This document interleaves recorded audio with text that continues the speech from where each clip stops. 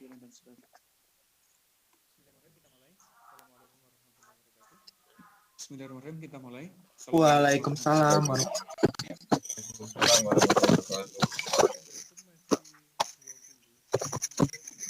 Ini yang gabung masih 20. Yang lain kemana ya, Ren? Mister Aisyah izin, masih belum Kenapa? bisa passwordnya. Oh iya. Ditunggu, sambil ditunggu. Absennya terakhir aja ya, absennya. Biar enak.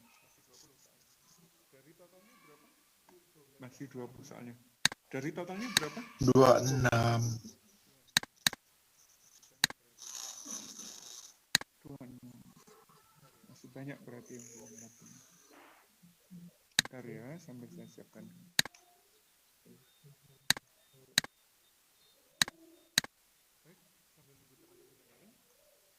Baik, sambil nunggu teman-teman yang lain, kita ngobrol dulu. Untuk tugas 1, ada masalah nggak?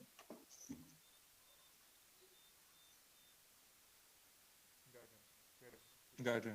Beres, tugas 1. Udah submit semua? Sudah. Sudah. Alhamdulillah. Ada yang perlu dibahas? Yang tugas 1?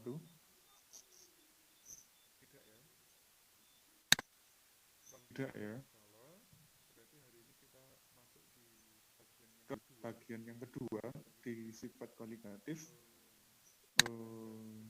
Saya share screen dulu sebentar.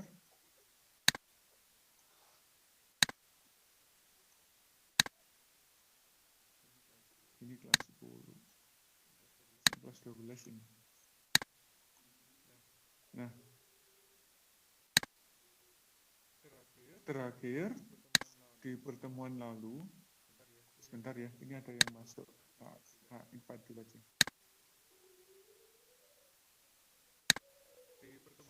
Di pertemuan lalu kita sudah menyelesaikan 3 subbab di bab sifat kualitatif, yaitu mengenai konsentrasi, kenaikan titik didih, dan penurunan titik beku. Masih 3 bagian lagi, dan insya Allah hari ini itu kita bisa selesai. Apa yang disebutkan hari ini? Yang pertama adalah penurunan tekanan uap larutan. Karena yang kedua adalah tekanan osmotik. Yang ketiga, lanjutannya itu sangat mudah. Apa negatif untuk larutan elektrolit. Untuk mempermudah pembahasan, saya tidak pakai PowerPoint, tapi gunakan modul yang sudah saya upload di Google Classroom. Bentar ya. Nggak mau. Nah, ini baru. Kita pakai modul yang di-upload di Google Classroom. Kalau di modul itu insya Allah kita mulai ini dulu dari tekanan osmotik halaman 6. Kalau anak-anak sudah ngeprint atau sudah download, nanti boleh sambil dibuka 6. Yang dibahas adalah mengenai tekanan osmotik. Insya Allah anak-anak sudah pernah tahu terkait dengan istilah ini, terkait istilah osmotik. Tapi mungkin yang belum familiar adalah saat ditambahkan kata tekanan di depannya. Kalau osmotik sendiri itu apa?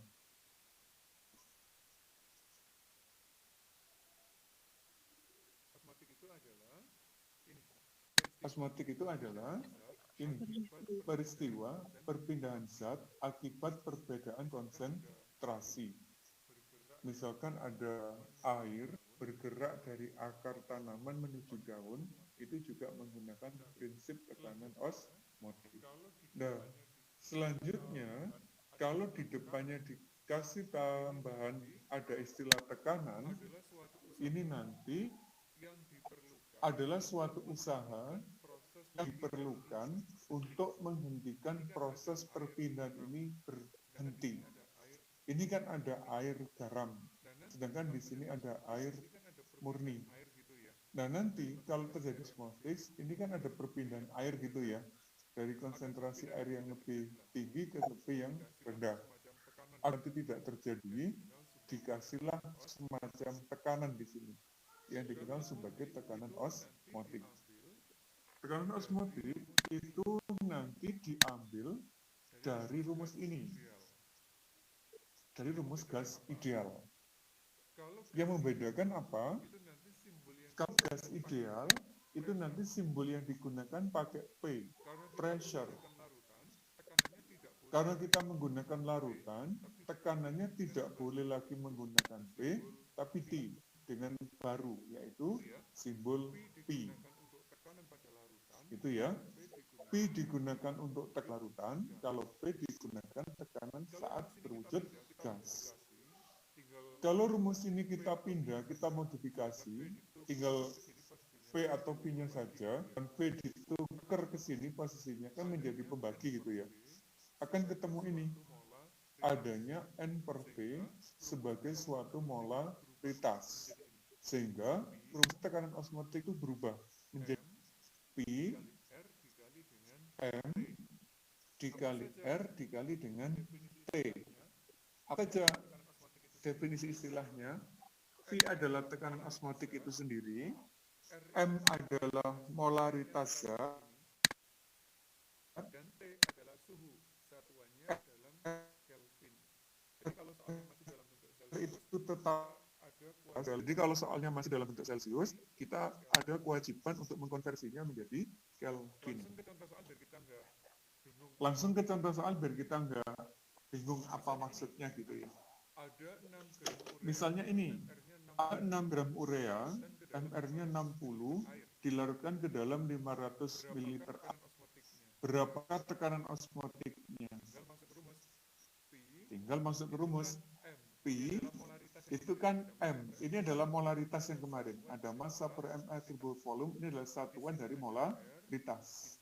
Di sini ada R, di sini ada T. Massanya 6, MR-nya 60, 1000 konversi volumenya 500, nya 0,082. Nah, suhunya itu wajib kita kasih ke Kelvin. Ini kan masih Celsius.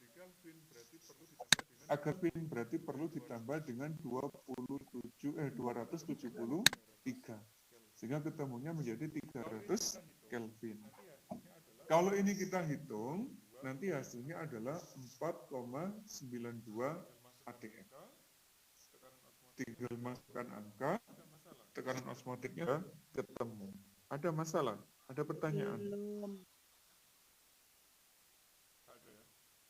Gak ada ya? Terlalu mudah.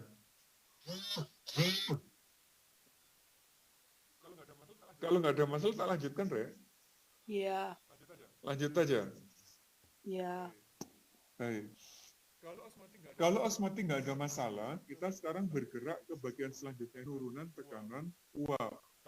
Kalau penurunan tekanan uap, kita belajarnya dari sini lagi, dari grafik fase zat. Uap itu kan terbentuk akibat perubahan wujud dari cair menuju gas gitu kan ya. Karena adanya proses mendidih. Karena yang kita ingin pelajari adalah tekanan itu grafik yang tegak, sedangkan suhu adalah yang datar, maka suhunya harus dibuat dalam suhu konstan, karena dia sebagai kontrol. Kalau kita tarik ke atas, ini ketemu titik didih larutan. Ini ketemu lagi titik didih pelarut. Kalau kita tarik ke kiri, ketemulah tekanan uap. Ini tekanan uap pelarut, ini tekanan uap larutan. Lebih tinggi yang mana? Lebih tinggi yang tekanan uap larutan. Sehingga tekanan uap pelarut itu selalu lebih tinggi daripada tekanan uap larutan. Selisihnya turun, deltanya turun. Makanya dikenal sebagai penurunan tekanan uap. Berapa besarnya delta P itu kita bisa ngitung secara matematik. Delta P itu yang atas pelarut itu disimbolkan dengan P0 tekanannya. Sedangkan larutan itu disimbolkan dengan P saja. Gitu ya. Yang pelarut P0, yang larutan P. Sehingga selisihnya delta P adalah P0 Lah, apa hubungannya dengan konsentrasi zat? Konsentrasi zat nanti hubungannya dengan ini, dengan fraksi mol. Jadi fraksi mol itu digunakan saat membahas perubahan tekanan uap. Rumus delta P itu adalah fraksi mol zat terlarut dikali dengan P0. Yang digunakan terlarut ya. Boleh juga rumus yang ini. Tapi anak-anak saya sarankan paham salah satunya, nggak harus dua-duanya. Kalau saya pilihnya yang ini aja. Yang kita kuasai dengan baik yang delta P. Fraksi mol terlarut dikali dengan B0. Nah, contoh soalnya begini. Tekanan uap air murni, karena air murni ya, itu nanti simbolnya adalah B0. Pada suhu tertentu nilainya 30 ml Hg. Jika ke dalam 90 gram air ditambahkan 15 gram urea, yang ditanyakan ada dua. Tentukan penurunan. Kalau ada kata-kata penurunan, kenaikan, itu simbolnya pasti ada deltanya. Berarti ada delta. Kalau tekanan uap larutan, itu nanti simbolnya adalah P. Langkah penyelesaiannya, yang pertama adalah menghitung mol zatnya. Mol zat terlarut maupun zat pelarutnya. Kalau yang terlarut, berarti massa urea 15 dibagi MR-nya 60. Ini ya. Hasilnya adalah 0,25. Sedangkan mol pelarutnya, air, massanya 90, MR-nya 18, ketemunya adalah 5 mol. Dimasukkan ke rumus selesai, wes.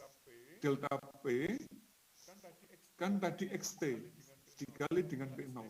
Lah XT kemarin kalau dijabarkan menjadi mol terlarut dibagi dengan mol total. Terlarutnya 0,25, totalnya berarti 0,25 ditambah dengan 5. Tinggal dikali P0-nya. Ketemulah 1,43 mm Hg. Ini untuk jawab yang delta P. Ada pertanyaan? Belum. Belum. Kalau delta P nggak ada masalah, kita bergerak ke yang kedua, yaitu P. Bagaimana mencari P? Tanya. Rumus yang awal tadi, yang ini. Berarti P itu P0 dikurangi dengan P. P0-nya adalah 30, delta P-nya adalah 1,43, nilainya adalah 28,57. Kesimpulannya apa? P0 lebih tinggi dari P, itu selalu. Selesai wis materinya tentang penurunan tekanan uap. Ada pertanyaan? Belum. Enggak ya? Karena memang materinya sangat mudah. Kalau nggak ada masalah, saya lanjutkan. Lanjutannya adalah di sini. Larutan itu jenis zat terlarutnya ada yang menghasilkan ion, ada yang tidak menghasilkan ion. Yang kita pelajari sejak pertemuan pertama sampai itu tadi adalah larutan-larutan yang tidak menghasilkan ion, yang dikenal sebagai larutan non-elektrolit. Nah sekarang bagaimana kalau larutan itu punya ion? Nanti itu dipelajari sama Van Hoff. Ada faktor yang mempengaruhi yang disebut sebagai faktor Van Hoff. Kenapa ini dibahas? Karena jumlah partikel zat terlarut pada larutan elektrolit itu akan selalu lebih banyak jika dibandingkan dengan larutan non-elektrolit. Besarnya faktor Van Hoff yang disimbolkan dengan I itu adalah ini. 1 ditambah N-1 alfa. 1 ini adalah konstanta, N adalah jumlah ion, sedangkan alfa adalah derajat ionisasi. Dapatnya dari mana derajat ionisasi? Di kelas 11.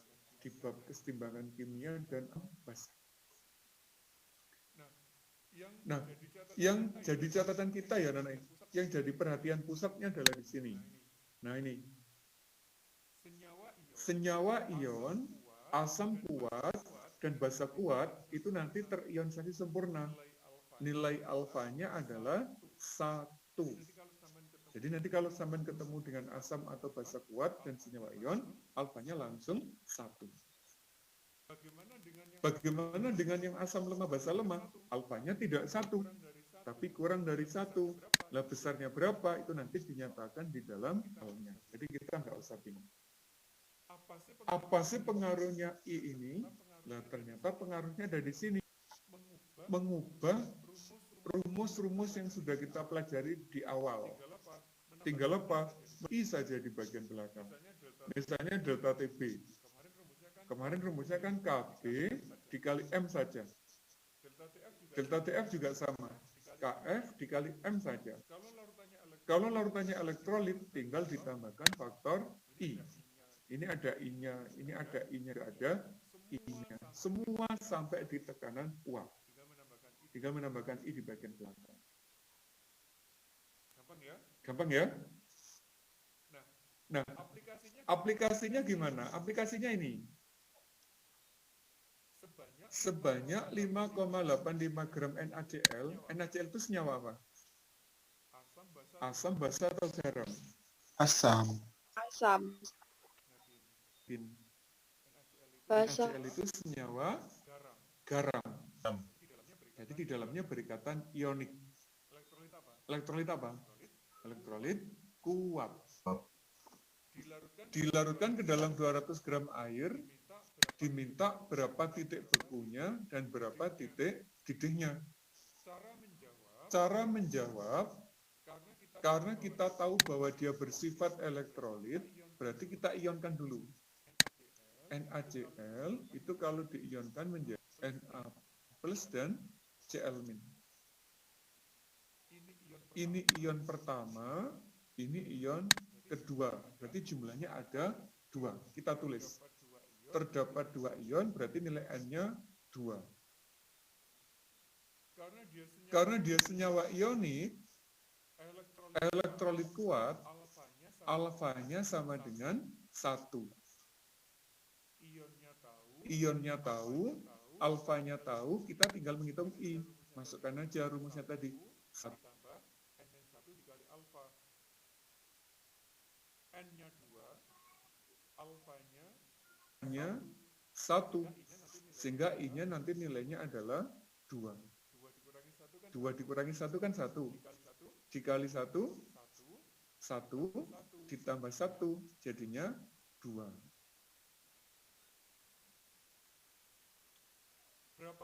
Berapa delta TF-nya? Kita masukkan ke rumus tadi. Km dikali I. KF-nya 1,86, ini. Masanya tadi adalah 5,85. MR-nya 58,5. 100 konversi. 200 volume. Tinggal dikali I. Nilainya adalah 1,86. Berapa titik bekunya? Titik beku kan di bawahnya air, berarti tinggal 0 menjadi negatif 1,86 derajat Celcius. Kesimpulannya apa nanti? Titik beku larutan elektrolit akan rendah daripada titik beku larutan non-elektrolit. Saya ulangi ya. Titik beku larutan elektrolit lebih rendah daripada titik beku larutan non-elektrolit. Titik D bagaimana? Perlakuannya sama. Dikali I, ketemu delta TB-nya, tinggal ditambah 100 karena titik D-nya air, ketemunya sekian. Kesimpulannya apa? Titik D elektrolit akan lebih tinggi daripada yang non-elektrolit. Mesti begitu. Ada masalah nggak? Ada pertanyaan nggak? Saya bingung. Belum ada ya? Nah, Saya Mister. Mbak, silakan Mbak. Masih bingung yang bagian I sama dengan 1 plus N 1A. Oke, baik. I adalah faktor Van Hoff, rumusnya adalah 1 ditambah N-1 dikali alfa. N ini jumlah ion, alfa adalah derajat ionisasi. Dapatnya ion dari mana? Kita harus memecah senyawanya dulu, senyawa elektrolitnya. Misalkan ini, saya ambil contoh ya. Ada Na2SO4. Kalau diionisasi, membentuk 2 Na plus dan SO4 2 min. Ada berapa ionnya? Ini 2, di sini 1. Sehingga N-nya sama dengan 3. Ini 2 ion, ini 1 ion. Jadi 2 ditambah 1, ionnya ada 3. AlCl3 juga sama. Al itu 3 plus, Cl min-nya ada 3. Berarti 1 ditambah 3. Berarti N-nya berapa? 4. 4. Nah, dan nanti angka gantikan ke sini, Mbak. Dinilai N. Sedangkan alfa itu didapatkan dari tipe senyawa atau soalnya. Karena ini senyawa ionik, kita ingat ketentuan di atas tadi. Yang ini. Senyawa ion, alfanya 1. Jadi yang kita ambil dari situ. Tinggal dimasukkan ke rumus. 1 ditambah 2 dikurangi 1 dikali 1. Ketemunya 2 lah. Ini matematika sekali. Gimana Mbak Aisyah? Ada pertanyaan nggak? Sudah bisa dipahami? Sudah paham. Coba yang nomor 2. Ada contoh nggak? Nah ini yang membedakan. Coba ya. Asam apa ini? Asam? Asam cuka. Sama lemah. Lemah. Alfanya ada nggak di situ? Dinyatakan sebagai 80%. Berarti kita ionisasi dulu. CH3, COOH. Ini kalau diionisasi jadi apa? CH3, CO min ditambah dengan H plus. Jumlah N-nya ada berapa? 2. 2. Bagus. Alfanya berapa? Saya tak cari simbol alfa dulu ya. Nah ini. Alfanya berapa? 80%. 80%. Lah bacanya berarti nanti 80 dibagi 100 karena alfa nggak boleh lebih dari 1. Berarti nilainya berapa? 0,8. Iya. Kalau sudah, berapa nilai I-nya? Misalkan 1 ditambah N min 1 dikali alfa, gitu ya? Kita hitung 1 ditambah N-nya tadi berapa? Dua. 2. Oh, kok dikurangi 2 sih? Ini dikurangi 1. Dikurangi berapa? 1. 1. Alfanya berapa? 0,8. 8. Berarti I-nya ketemunya adalah 1 ditambah 0,8. 0,8 ya?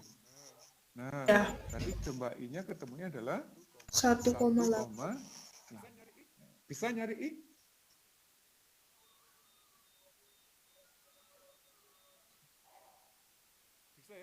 Bisa ya nyari I ya? Nah, kalau I-nya sudah ketemu, tinggal dimasukkan ke rumus TF, delta TB, osmotik, dan sebagainya nanti. Hasilnya atau prosesnya sama. Yang bedakan cuma ada tambahan mencari I ini saja. Untuk larutan yang bersifat elektrolit.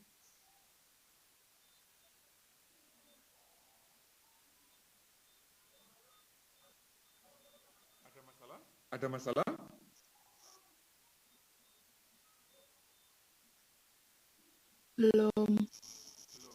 Belum, baik. Kalau nggak ada masalah, berarti materinya selesai. Nanti anak-anak bisa nyoba di modul, di tugas kedua.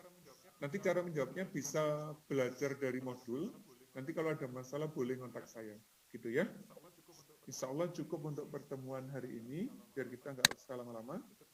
Tetap jaga kondisi, tetap jaga kesehatan. Hari ini adalah hari Arafah. wukuf dimulai jam 12 waktu Arafah, kalau di Indonesia sekitar jam setengah 4. Jadi nanti mulai ba'da asar sampai malam, kita perbanyak istighfar, kita perbanyak berdoa, karena bertepatan dengan waktu wukuf. Insya Allah doa kita akan segera sampai ke Allah, karena pas momen waktu yang mustajab. Gitu ya. Amin. Terima kasih atas perhatiannya. Assalamualaikum warahmatullahi wabarakatuh.